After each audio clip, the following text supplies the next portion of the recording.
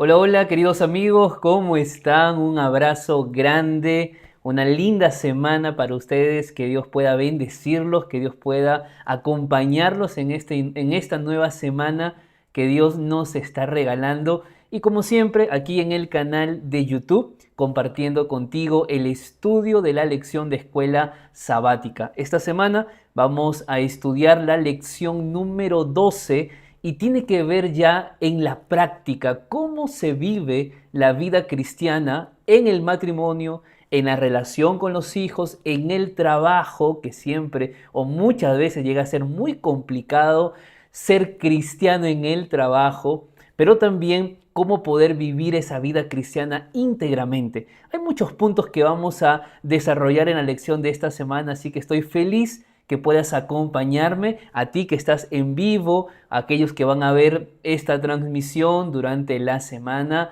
contarles que yo estoy en una transición, en un proceso, porque como les comenté hace algunas semanas atrás, junto a mi esposa recibimos el llamado para ir a trabajar a Nuevo Tiempo allá en Sao Paulo, en Brasil.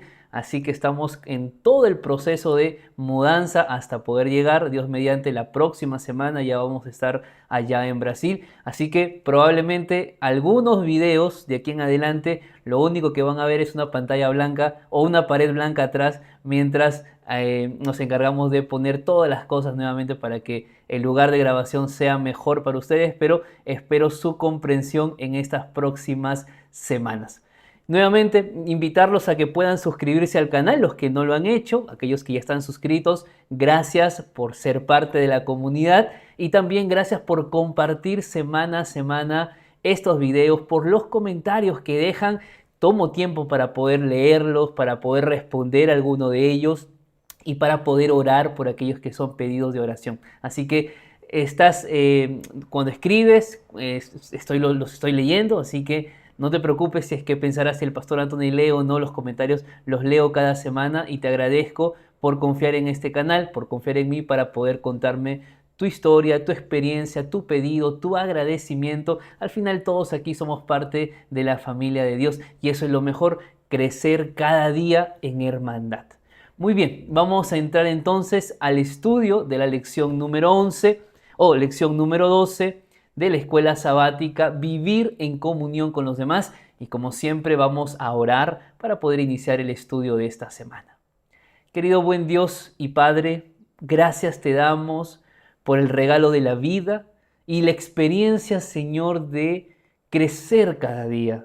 Que esta experiencia que estamos viviendo todas estas semanas a través del estudio de tu palabra no pueda quedarse únicamente en la comprensión, en la teoría, sino que podamos realmente vivir este crecimiento que tú tanto anhelas que nosotros podamos tener. Acompáñanos en el estudio de esta semana, en el nombre de Jesús. Amén, Señor. Muy bien, entonces vamos a iniciar con el día domingo de la lección y el día domingo tiene que ver con los cónyuges. Hablemos un poco del matrimonio que fue instituido por Dios antes del pecado. Eso es lo primero que nosotros tenemos que recordar. Por lo tanto, cuando nosotros entramos a vivir en el matrimonio, estamos entrando a experimentar lo que fue el plan de Dios antes del pecado. Nadie puede decir de que el matrimonio surgió a causa del pecado y que por eso hay dificultades, por eso es que muchas veces aquellos matrimonios terminan en divorcios a causa del pecado. Recordemos que el matrimonio fue una institución que Dios planeó desde el principio. Y aunque entremos al matrimonio dos personas imperfectas, no dejamos de tener la presencia de Dios, su compañía, para direccionar y gobernar aquella institución que Él colocó para nuestra felicidad. ¿Está bien? Entonces, vamos a ver qué es lo que Pablo dice acerca de la vida conyugal. Para eso vamos a ir a Colosenses, capítulo número 3, y vamos a leer dos versículos. Versículo número 18 y versículo número 19. La Biblia dice lo siguiente: casadas, estad sujetas a vuestros maridos como conviene en el Señor. Y maridos, amad a vuestras mujeres y no seáis ásperos con ellas. Qué interesante texto, porque cuando normalmente hablamos de sujeción, lo primero que viene a nuestra cabeza es decir, no, no, no, sujeto a él jamás. ¿Ah? Sujeto a ella nunca, pastor. Yo he escuchado mucho de esto porque tristemente la palabra sujeción genera un rechazo inmediato. En un mundo donde cada persona intenta colocar su valor por los demás, la competitividad que empieza a surgir dentro del matrimonio, hay muchas cosas que la familia está experimentando que la palabra de Dios ya lo dejó bastante claro desde el principio, pero que popularmente y por muchas influencias que recibimos en el mundo, creemos de que lo que Dios habló sobre el matrimonio ya es cosa del pasado. Pero que hay cosas que nosotros tenemos que ir entendiendo. Primero, es verdad que vivimos en un mundo, en una realidad donde el abuso emocional, donde el abuso familiar existe, donde la indiferencia emocional existe, y que estas cosas tristemente lo que traen es competencia dentro del matrimonio. Porque ¿quién es el que debe tener la última palabra? ¿El que trabaja? ¿Quién no trabaja? ¿El que gana más dinero? ¿El que gana poco dinero? Y surgen muchas competencias a raíz de querer colocar o mostrar que somos importantes en un lugar donde ya deberíamos dar por sentado que ambos, tanto varón como mujer, son importantes uno al otro y ante Dios. Pero quizá alguien se preguntará y dirá, pero pastor, aquí Pablo está hablando de que las mujeres deben estar sujetas. Es decir, la mujer no puede hacer nada si el marido no lo permite. No, eso no está diciendo el texto bíblico, hermanos queridos. ¿Ok? Por eso es importante la palabra sujeción. La palabra sujeción en el idioma griego es hipotazo. Ahora, es interesante porque sí, la palabra hipotazo tiene que ver con obediencia. Es decir, las casadas deben obedecer a los maridos. Esto no quita que los maridos también deben obedecer a las esposas.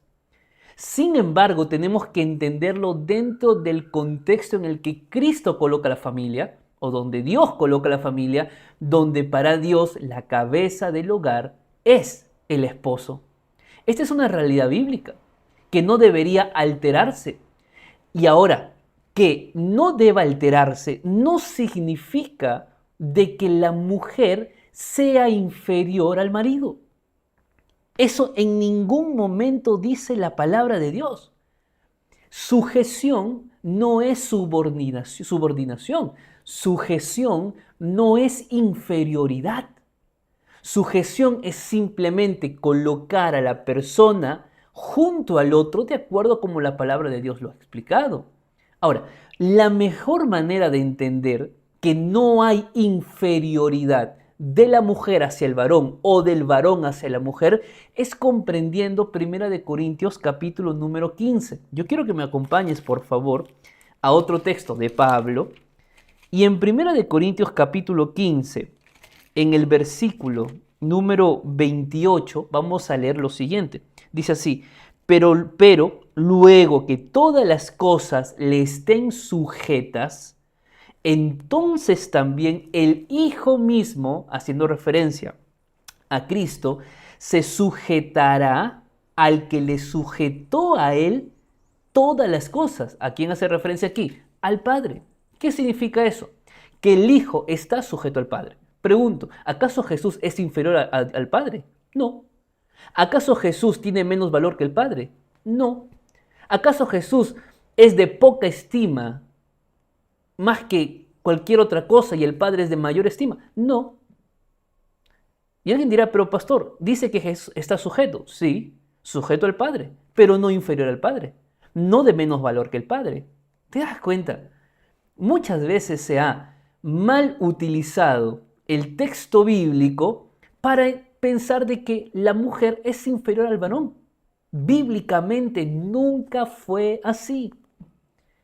Y hermanos, y para aquellos esposos que piensan de esa manera, porque hemos crecido en una cultura que nos ha hecho pensar muchas veces o en muchos hogares que esa es una realidad. No es correcto pensar de esa manera, porque al final, dice el texto bíblico, casadas, sujétense a vuestros maridos, ya lo expliqué, no es inferioridad, no es poca estima, como es conveniente en el Señor, como es apropiado al Señor. Es decir, Dios en su sabiduría pide que de esa manera se gobierne el hogar, siendo el padre la cabeza de la familia. Eso no está en discusión. Es verdad que en la práctica muchas veces las mujeres se convierten en cabeza del hogar. Esa es una realidad también. Pero lo que estamos viendo aquí es que hay responsabilidad de la mujer de poder seguir, continuar siendo esa ayuda idónea que tanto la Biblia lo ha presentado, pero también muestra que el marido tiene un deber. Y el marido tiene un gran deber, que es amar. Es interesante porque la palabra amar es ágape. Y el amor ágape es un amor sacrificial. Es un amor que va contra toda costa. Queridos maridos, yo voy a decir esto a manera personal. Pocas veces lo hago. Siempre trato de ir desde el punto de vista bíblico, pero lo que voy a decir es a manera personal. No pidamos que en el hogar la familia siga atrás nuestro, nos acompañe en los sueños si yo como cabeza del hogar no amo a mi familia. Y el amor no se demuestra solamente en actos, no se demuestra solamente en palabras. El amor se demuestra en todo momento, incluso en los sacrificios que como esposos somos llamados a hacer. Porque eso es amor sacrificial. El amor sacrificial incluye no ser ásperos con las esposas. Y no ser áspero implica poder hablar sin rudeza, poder hablar de la forma más amable posible, guiados por el Espíritu Santo. Es verdad que en muchos hogares esto es un desafío, pero que sea un desafío no significa que sea imposible. ¿Sabes por qué esto no es imposible? Porque tanto la sujeción como el amor, ambas cosas que deben estar dentro del matrimonio. Este texto está en el contexto del capítulo 3 de Colosenses, que lo hemos estudiado las semanas anteriores y que empieza con el bautismo. Esto es maravilloso, porque lo que Pablo está diciendo es, podemos esperar que en un hogar no cristiano, en un hogar que está perdido en el mundo, exista inferioridad, no como justificación, sino como una triste realidad. Podemos esperar que en un hogar no haya amor, un hogar que ande en las cosas del mundo. Pero Pablo dice, en un hogar donde ambos creen en Dios, aman a Dios, reúnen en la iglesia, son miembros de una iglesia, son cristianos, no podemos esperar inferioridad, no podemos esperar poco valor de uno a otro, no podemos creer o crear abuso emocional o abuso conyugal. No podemos esperar que haya aspereza, rudeza, dureza al hablar, poca amabilidad. No, en un hogar cristiano esto tenemos que superarlo. Y lo superas tú y tu cónyuge, ambos juntos, de la mano del Señor. ¿Por qué? Porque así conviene al Señor. Porque así el Señor quiere que sean y se den las cosas. Por eso, en un matrimonio cristiano sano hay reciprocidad. En un matrimonio sano lo que hay es consultas mutuamente, hay reflexión juntos, hay oración. Yo no tomo la decisión y luego informo. No, no se trata de eso, se trata de poder caminar juntos, aprender, crecer, tomar decisiones juntos. Porque en el primer momento que yo genere una desconfianza en mi cónyuge, aquello puede generar un grave problema que probablemente más de uno hoy lo esté viviendo. Por eso, los esposos, las esposas, debemos recordar que en todo momento nosotros debemos vivir unidos. En eso también Cristo está presente. En eso también Cristo se manifiesta. En eso Cristo también está viendo de que el hogar cristiano realmente se viva como Cristo quiere que pueda vivirse. ¿Está bien? Ahora bien, hay un segundo punto en la lección que tiene que ver con los hijos. Así que el día lunes de la lección tiene que ver con padres e hijos. Yo no soy padre, todavía no, pero te voy a hablar de la perspectiva de un hijo que ha tenido a su padre o que tiene a su padre o a sus padres. ¿Y sabes por qué menciono esto? Porque lo que hoy nosotros somos como hijos tiene mucho que ver con lo que los padres nos dieron cuando estuvimos con ellos en casa, cuando tuvieron la oportunidad de formarnos. No siempre quiero decir de que todo lo que somos es responsabilidad de ellos, porque al final cada uno va tomando sus propias decisiones en la vida.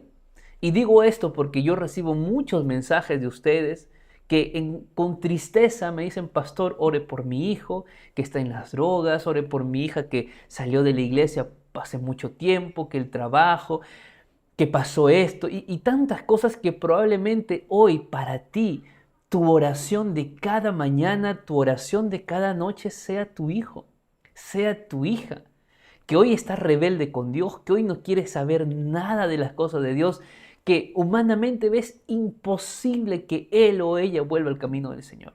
Bueno, el día lunes de la lección es también para ti. Y hay un texto entre todos los que menciona y nos deja para leer en el día lunes. Yo quiero tomar el de Proverbios capítulo número 22, que probablemente sea un texto de los más conocidos en relación a la educación de los hijos. Pero Proverbios capítulo 22, versículo 6, dice la palabra de Dios lo siguiente: instruye al niño en su camino, y ni aun de viejo se apartará de él. Sabes que este texto es corto, pero tiene mucha profundidad. Hay muchas cosas que debemos nosotros aquí empezar a analizar. Primero, la palabra instruir, porque la palabra instruir en el idioma griego es hanak, y hanak tiene que ver con dedicar algo. Hanak tiene que ver con ver que algo se entrega para Dios y se acompaña en el camino. Digo esto porque muchas veces de manera incorrecta hemos pensado que instruir es dar órdenes. Instruir es decirle a tu hijo esto sí, esto no. Y si lo haces te castigo. Y si haces esto que está mal, Dios se molesta. ¿Sabes que hay gran peligro cuando educamos a los hijos de esa manera?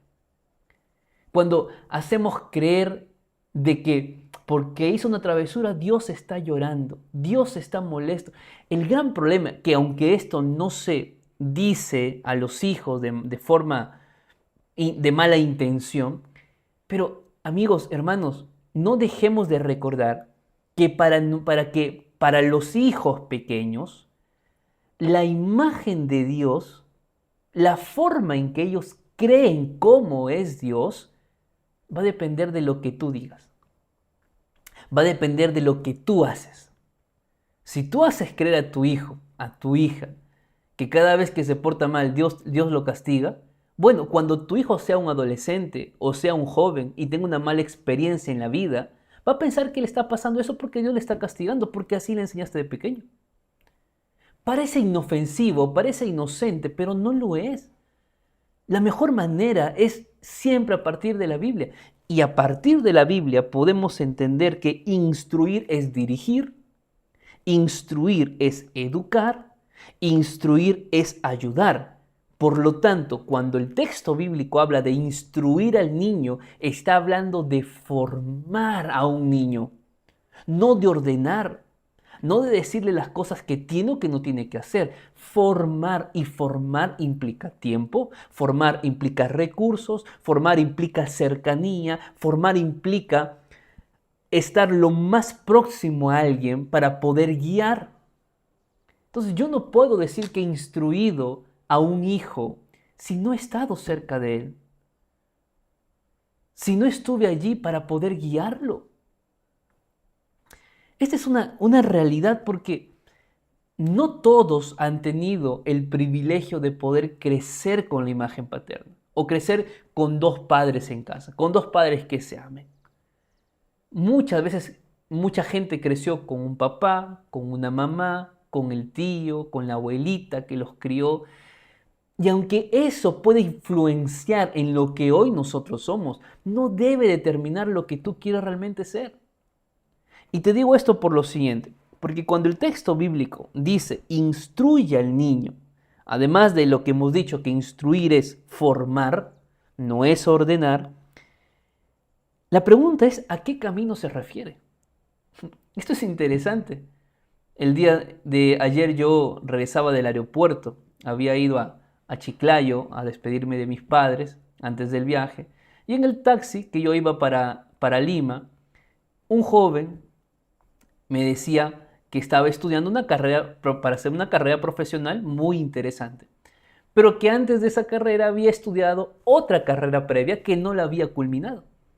Y esa carrera previa era una carrera completamente diferente a la que ahora él estaba estudiando. Y yo le pregunto, vaya, le digo, ¿qué contraste le digo entre tu carrera anterior y tu carrera que hoy estudias? Y él me dice, sí, pastor. Y él dijo algo que me llamó la atención. Él dijo así, es que pastor, mi familia, dijo él. Es que mi madre, mi padre querían que yo estudiara eso. No me gustaba, pero que ellos querían que siga la línea. ¿Sabes qué? Me puse a pensar cuántas veces queremos que los hijos anden en los sueños frustrados que los padres han tenido. Y lo digo de corazón. Pero a veces en la frustración de uno queremos que los hijos asuman aquella frustración y la hagan realidad, no para la felicidad de ellos, sino para nuestra felicidad como padres. Ahora, eso no está bien. Es interesante porque cuando hablamos del camino, estamos hablando del camino del Señor en primer lugar. Pero, ¿saben? Para poder guiar a los hijos en el camino del Señor, los padres primero necesitan transitar el camino del Señor. Porque si los padres no transitan el camino del Señor, probablemente, teóricamente, van a saber cómo instruir a los hijos en el camino del Señor. Pero si no lo han vivido como padres, probablemente no sepan cuando sus hijos se enfrenten las dificultades más fuertes. Es importante que para que los hijos caminen en los caminos del Señor, los padres también decidan transitar en el camino del Señor. ¿Me dejo entender? Luego sucede lo siguiente. Dice, y ni aun cuando fuere viejo se apartará de él. Esto es algo que probablemente muchos anhelan ver. Y lo digo justamente para aquellos padres que han llevado a sus hijos a la iglesia desde muy pequeños y ahora no están en la iglesia. Terminaron el colegio, fueron a la universidad y se apartaron de las cosas de Dios. Y tú te preguntas, ¿y dónde está esta promesa? ¿Por qué no es realidad en mi familia? ¿Por qué tengo que estar llorando por un hijo que no quiere saber nada de Dios?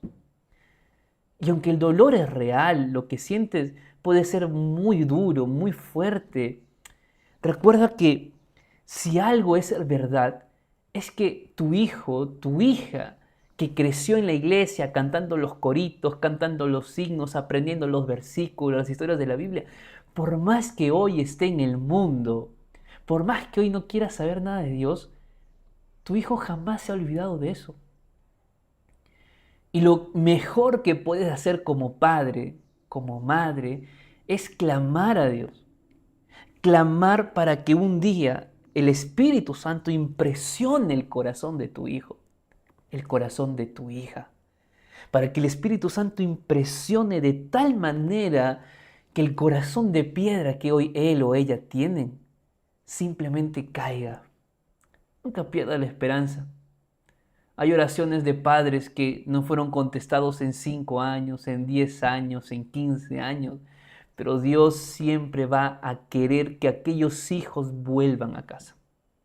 Definitivamente va a depender mucho de la decisión que una persona tome.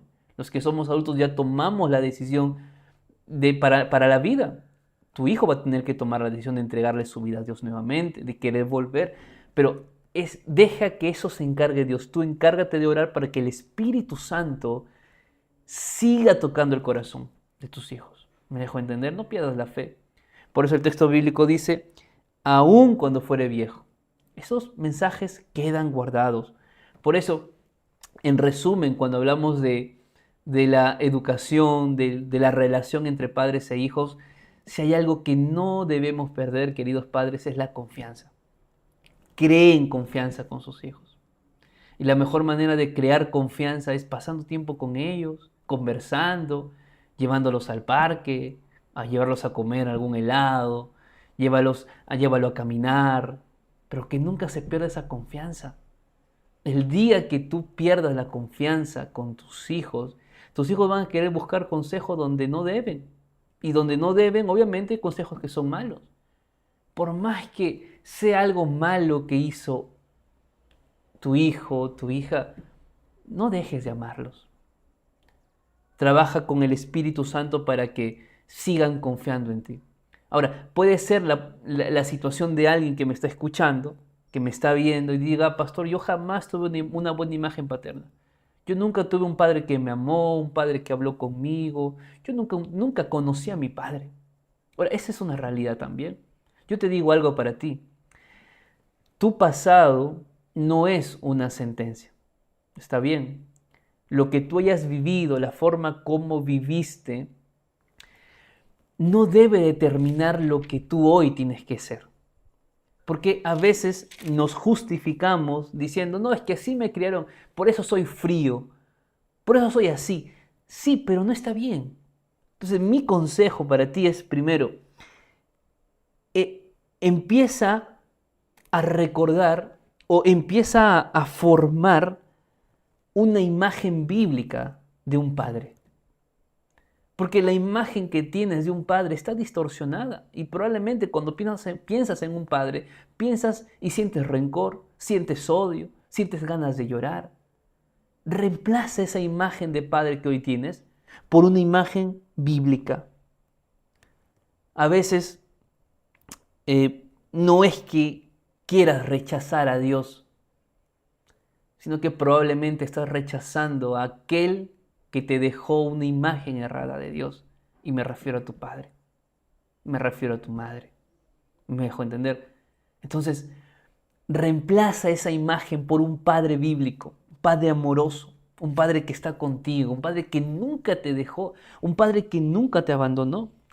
Y en segundo lugar, rompe ese círculo, rompe esa cadena, empieza a amar, empieza a expresar afectividad, pide perdón, pero no sigas ese ciclo que tanto dolor te ha traído, porque lo único que vas a conseguir es traer, si es que ya no lo estás trayendo, dolor a tu nuevo hogar. ¿Quieres continuar con ese círculo de odio, de rencor, de resentimiento en tu nueva familia, sobre tus hijos? Yo creo que no. Por eso, mientras podamos tener a Dios en el hogar, podamos tener a Dios en la familia, sin lugar a dudas, muchas cosas lindas suceden. ¿Está bien? Vamos al día martes de la lección. El día martes de la lección tiene que ver con las relaciones laborales. Y aquí definitivamente hay muchos consejos y normalmente quien ha experimentado convivir con personas en un trabajo sabrá que no siempre es fácil. Yo voy a partir desde lo siguiente. Cada ser humano es diferente. Cada persona tuvo un tipo de crianza diferente. Y vuelvo a repetir, lo que hoy es una persona es lo que fue construido en el tiempo que tuvo un hogar o padres que fueron educando a esa persona. Claro, tristemente no todos en el trabajo nos podemos hacer querer o podemos llevarnos bien con todos. Esa es una realidad. Siempre hay un compañero de trabajo que por allí te quita la paciencia. Hay un jefe, hay un gerente que simplemente abusa laboralmente de ti, de tu tiempo, de tus recursos, emocionalmente. ¿Qué dice la Biblia sobre este punto? Por eso el día martes de la lección habla de relaciones laborales. Yo voy a leer Colosenses capítulo 3, versículos número 22. Dice la Biblia así: esclavos, obedeced en todo a vuestros amos terrenales, no sirviendo al ojo como los que quieren agradar a los hombres, sino con corazón sincero, temiendo a Dios. Yo voy a poner un punto aquí para explicar lo siguiente. Hemos hablado de matrimonio, hemos hablado de hijos y ahora estamos hablando de esclavitud. Ahora, voy a decir aquí lo siguiente. Matrimonio e hijos, es decir, matrimonio y familia, fue instituido por Dios. ¿Ok? O sea, Dios aquello lo ve como algo necesario, importante. La esclavitud no fue parte del plan de Dios. La esclavitud se dio a causa del pecado. Se dice que en el tiempo de Pablo, casi la mitad de la población romana eran esclavos. ¿Tú te imaginas lo que era aquel tiempo? Bueno, Pablo habla para esas personas, pero Pablo no deja de hablar para nosotros que somos parte de un trabajo. Y Pablo dice lo siguiente: obedezcamos todo a nuestros amos, no sirviendo al ojo. Es decir, no sirvas para que te vean. ¿Sabes qué es triste? No sé qué palabra usar, pero cuando uno quiere hacer las cosas únicamente para que el líder, el jefe vea que trabaja, eso realmente hasta qué punto esa persona que hace eso, que simplemente quiere mostrarse visible, que quiere que los demás lo aplaudan, yo no sé hasta qué punto esa persona que hace esas cosas es feliz.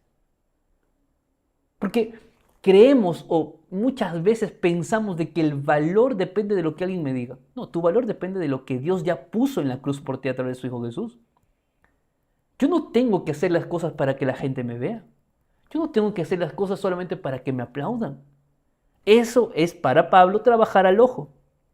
Pablo dice, háganlo con corazón sincero. Háganlo agradando a Dios. Ese es lo primero que tú debes pensar cuando estás trabajando, en una decisión que debes tomar, en una función que debes cumplir. ¿Estás agradando a Dios o estás únicamente queriendo agradar al hombre?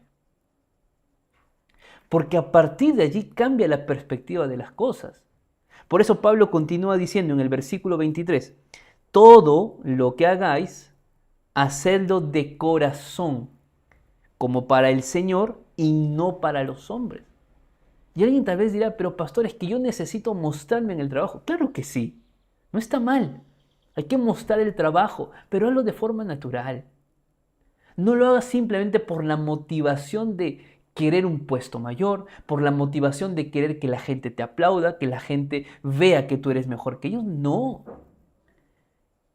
A veces lo único que nosotros buscamos es un reconocimiento humano.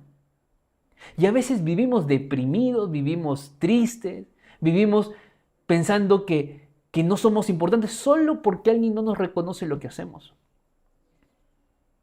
Mira, que alguien no reconozca tu trabajo no significa que estés haciendo malas cosas. ¿Qué dice el versículo número 24? La Biblia dice así, sabiendo que del Señor recibirás la recompensa de la herencia porque a Cristo, el Señor, servid. Humanamente puedes que nunca recibas un aplauso y no te preocupes. Preocúpate porque Dios esté feliz con lo que haces en tu trabajo. Preocúpate por la manera como vives el día a día en tu trabajo. Preocúpate porque a través de las obras de tus manos, la obra de tu mente, al tomar las decisiones, estés o no honrando a Dios. Preocúpate por eso. Esa debe ser la mayor preocupación nuestra, no un aplauso, no un reconocimiento. Más adelante Pablo va a decir, en el versículo número 25, pero el que actúa con injusticia recibirá la injusticia que haya cometido, porque no hay acepción de personas. Puede que alguien me esté viendo y haya sufrido injusticia en el trabajo. Tú puedes decir, pastor, es que usted no sabe lo que me hicieron, yo estoy mal por eso, me afecta muchísimo. Y es posible, de verdad, sé hasta cierto punto lo que es sufrir algo de eso. Y te menciono esto porque no todos van a tener el pensamiento que Cristo quiere que tengamos. Por eso muchas veces se actúa mal. Incluso dentro de la misma iglesia, a veces somos tratados de forma incorrecta, injusta. Eso no significa que porque alguien me trató mal yo me voy a ir de la iglesia. Que porque alguien me trató mal ya la iglesia adventista no es el pueblo de Dios. No es así. Pero lo que el texto está diciendo es que si alguien cometió injusticia contigo, sea un jefe en el trabajo, sea un líder, de repente hasta tu pastor te trató mal. Aunque aquí no habla, eso no entra dentro del punto laboral, entra dentro del punto eclesiástico. Pero lo que quiero decirte es lo siguiente, no vivas con remordimiento por eso, no vivas resentido con eso. Porque tu resentimiento, tu odio, no va a hacer daño a la persona que te hizo el daño a ti. Es decir, no intentes guardar rencor u odio que en la práctica no va a ser bien ni para ti ni para esa persona. Si has sufrido alguna injusticia, déjala a Dios. Dios se va a encargar. ¿Pero cuándo? Déjalo a Dios. Dios tendrá sus momentos, Dios tendrá sus métodos, Dios tendrá el lugar correcto. No te preocupes por eso. Tu preocupación tiene que ser servir a Dios en tu trabajo. Hazlo bien. Por eso el versículo número 1 del capítulo 4 habla ahora para los amos, o para los jefes, o los líderes. ¿Y qué dice el texto? Amos, haced lo que es justo y recto con vuestros esclavos, sabiendo que también vosotros tenéis un amo en los cielos. Entonces, primera cosa, amigos, el trabajo hay que hacerlo íntegramente. ¿Y qué es íntegramente? Primero, puntualidad. Puntualidad. Segundo, honestidad. Hay que ser honestos. Tercero, hay que ser responsables. Cuarto, el negocio donde estás, el trabajo que tengas, por más pequeño o grande que sea, tiene que ser un ambiente donde la fidelidad cristiana se refleja en tu vida. Y siguiente, para los que son autoridades, para los que son líderes, para los que son jefes en un trabajo, trata bien a la gente. Trata bien. Por ser líder o por ser jefe no significa que tengas que tratar mal a los demás. Recuerda, trato digno, salario que sea justo. Se trata de respetar. Porque hermanos, al final, tanto el amo o el dueño como el que es un trabajador, ambos tenemos al mismo amo. Y ese mismo amo, ¿quién dice que es Cristo Jesús. Así que trabaja bien, incluso cuando nadie te lo reconozca. ¿Está bien? Recuerda, tu carácter no depende del ambiente en el que estás. Tu carácter tiene que ser único, incluso cuando te traten mal.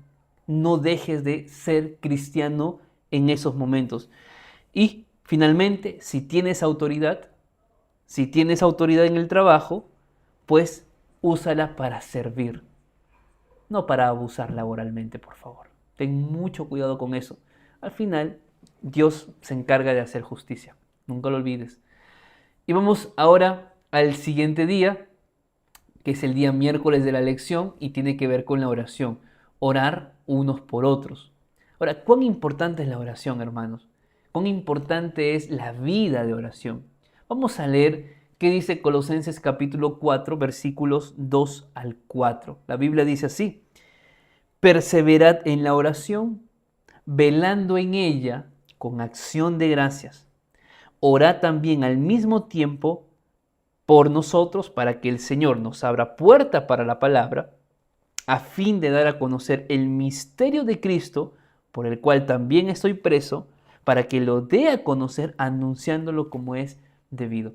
Hay 4 cosas que me gustaría mencionar del texto acerca de la oración. Porque Pablo empieza diciendo perseverad en la oración. Y eso es lo primero que tenemos que recordar. La oración exige perseverancia. La oración exige constancia, permanencia. No hagamos de la oración un recurso último frente a un problema. No hagamos de la oración algo que hacemos solo cuando ya no tenemos más opción. La oración exige constancia.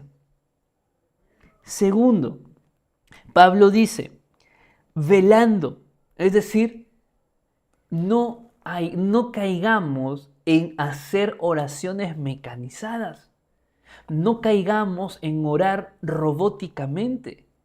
Orar robóticamente es como prácticamente no sentir y no decirle a Dios algo que sale del corazón.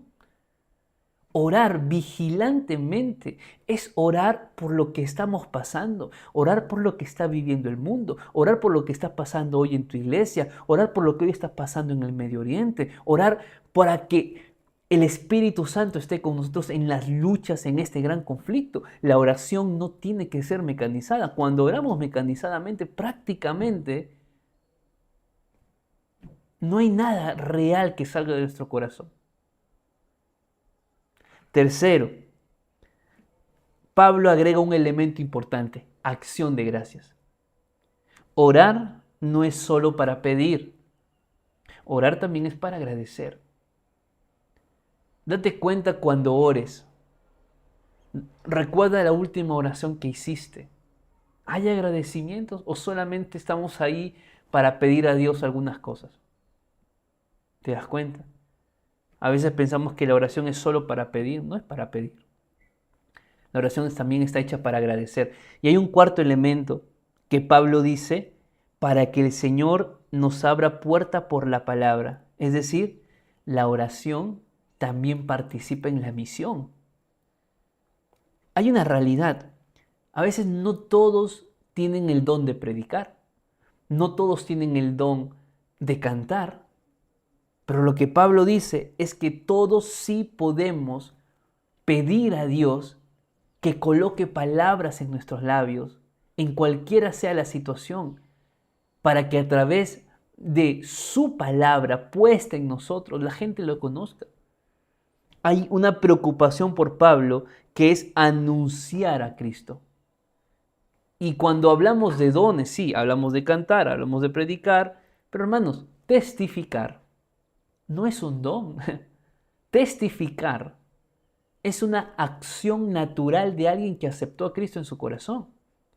Yo no testifico porque alguien me enseñó a testificar. Yo testifico porque Cristo está en mi vida. Y naturalmente lo que quiero hacer es compartir de Cristo. No todos por ahí estaremos delante de un púlpito. Pero puedes testificar en tu trabajo, en tu familia, con tus hijos, en las situaciones más difíciles que la vida te coloque. Testifica. Da un buen testimonio de que Cristo está en tu vida. Por eso, Pablo dice cuando habla de la oración algo importante. Pablo oraba para tener las palabras adecuadas antes de hablar. Y esto cuando lo practicamos es lindo. A mí me ha pasado estar en situaciones difíciles, en conversaciones donde esperan el consejo de un pastor, donde esperan una palabra de un pastor. Y a veces son tantas las situaciones que la gente vive que hasta uno se siente limitado de decir algo. Y algo que practico mucho, y te lo doy como consejo para que también lo practiques, es que a medida que tú vas escuchando un problema de alguien, a medida que alguien te va contando alguna situación difícil o un pasaje bíblico que no lo entiende o algo que está viviendo en la iglesia, lo que yo hago es ir orando en mi mente y decirle, Señor, ayúdame a dar la respuesta que tú quieres que dé. Voy escuchando, pero al mismo tiempo voy orando para que al final sea Dios hablando en la respuesta que yo pueda dar. De esa manera, también nosotros anunciamos a Cristo, testificamos de Cristo por la palabra cuando oramos a Dios. Y acá hay un asunto que lo voy a pasar rápido, pero creo que es importante, porque yo creo que es gente de corazón sincero. Pero hermanos, sobre todo los que son miembros de Iglesia Adventista, y lo digo de corazón, no todas las oraciones deben ser de rodillas. No todas las oraciones. Yo sé que lo hacemos reverentemente, pero no es una orden estricta. Lo digo esto porque a veces todo de rodillas. Y hay gente que no puede arrodillarse. Y hay gente que, o cuando nos ponemos delante del púlpito y decimos, Hermanos, nos arrodillamos todos. A veces ni pensamos en la persona que no puede arrodillarse. Esto es ya en la práctica. Miren, en la Biblia, oración de rodillas existe. Daniel oraba, eso está claramente en la Biblia. Esteban se postró antes de morir. Pedro se arrodilló cuando Tabita y Pedro hizo el milagro. Pero hermanos, ¿hay oraciones de pie? Tú lees según de Crónicas capítulo 20. La oración se hizo de pie. Hay oraciones que se hacen sentadas. Segunda de Samuel capítulo 7 versículo 18. Hay oraciones que se hacen acostados en cama. ¿Qué dice el Espíritu de Profecía sobre esto? Elena dice, en el Ministerio de Curación, página 408, no siempre es necesario arrodillarse para orar. Lo digo de corazón, para aquellos que hacen esto o exigen que sea de esta manera. Si la iglesia está feliz, amén, continúen, pero no lo hagan o creyendo de que es la única forma, porque de otra manera Dios no va a contestar la oración. Tengan cuidado con caer en esos extremos.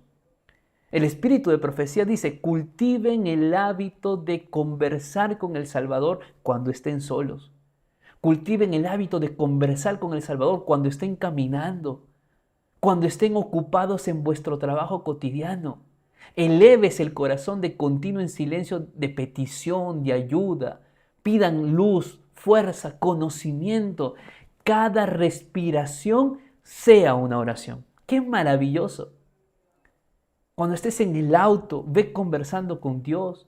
Cuando estés caminando, ve hablando con Dios. Cuando estés en tu cama echado, conversa con Dios. No es pecado para aquel o aquella persona que está pensando que no puede hacer eso. Claro que puedes. Y no solamente puedes, debes hacer eso.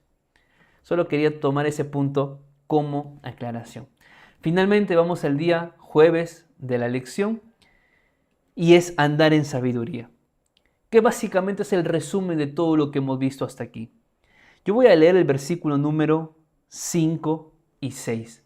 Y aquí la Biblia dice lo siguiente: andad sabiamente para con los de afuera, aprovechando bien el tiempo. Interesante, porque cuando Pablo se refiere a los de afuera, se refiere a los que están fuera de Cristo, a los incrédulos, a los que andan en el pecado, a los que andan en la oscuridad. Y Pablo dice, andemos sabiamente con ellos. ¿Por qué? Porque es a esas personas que andan en la oscuridad, que andan sin Cristo, a quienes somos llamados a predicar. Por eso te decía anteriormente, puede que nunca prediques en un culto, porque tal vez sientes que tu don no sea la predicación, pero vas a conocer y conoces gente a tu alrededor que está fuera de Cristo y que tienes que ser sabio, sabia, para que a través de tu testimonio conozcan a Jesús. Por eso Pablo dice en el versículo número 6, sea vuestra palabra siempre con gracia, sazonada con sal, para que sepáis cómo debéis responder a cada uno. Es decir, en tu tono, en la fuerza que coloques, en la palabra que uses, todo eso va a influenciar para que la gente decida acercarse o no a Cristo. A veces queremos, por defender la verdad, nos convertimos en personas duras, toscas, por querer mostrar el pecado de otro, nos indignamos, nos convertimos en personas duras. No, Pablo dice, no, mira, esa gente hay que alcanzarla. Y la mejor manera de alcanzarla es reflejando el carácter de Cristo, que se airaba pero no pecaba, que cuando conocía el pecado de alguien, no lo echaba, lo abrazaba, que cuando alguien, un fariseo o un líder religioso, quería hacerlo caer en alguna trampa, Jesús con mucha paciencia, con mucho amor, con mucha sabiduría sabía responder. Por eso la gente buscaba a Jesús, no buscaba a los líderes religiosos de aquel tiempo. Porque los líderes religiosos de aquel tiempo conocían toda la verdad, pero no practicaban la verdad. Hoy somos llamados a conocer la verdad y a practicar la verdad. Porque aunque Jesús hoy no esté físicamente con nosotros, la gente que está afuera, la gente que está en la oscuridad, debe conocer a Jesús a través nuestro. El mejor sermón es tu testimonio. El mejor sermón es tu vida en tu hogar, cómo te comportas, cómo eres con tu familia, cómo tratas a los tuyos, en el trabajo, cómo te comportas con aquel compañero o compañera que humanamente no te cae bien, que siempre estás peleando, discutiendo, cómo actúas con aquellos que te quieren hacer caer, te quieren humillar, quieren sabotearte, con aquellos que tienen envidia de ti, cómo estás conviviendo con ellos. ¿Por qué te digo esto? Porque al final esto es vivir en la práctica. En la iglesia, el sábado, no vamos a discutir con la familia, no vamos a golpear a un hijo, no vamos a levantar la voz para decir una palabra mala. Pero la vida cristiana va más allá de lo que pasa en el templo por la mañana del sábado. La vida cristiana es lo que pasa el domingo, el lunes, martes, todos los días. Y así como con Cristo estamos los días sábados nutriéndonos de su palabra, en la semana somos llamados a vivir en comunión con Dios, para que esa comunión con Dios se refleje en la comunión con los demás. De todo corazón espero que el estudio de esta semana haya sido de gran bendición. Me gustaría que escribas en los comentarios qué aspecto de la vida cristiana es la que te cuesta más aprender. Porque yo quiero orar por ti esta semana. Yo quiero pedirle a Dios que el Espíritu Santo pueda ayudarte a que aquellas cosas que hoy son dificultad para ti, mañana sea testimonio de lo que el Espíritu Santo puede hacer en tu vida. Te mando un fuerte abrazo, que Dios te bendiga. Ora por mí, ora por mi esposa en esta transición que estamos haciendo a Brasil para que todo vaya muy bien y Dios mediante estaremos juntos la siguiente semana. Fuerte abrazo. Chao, chao.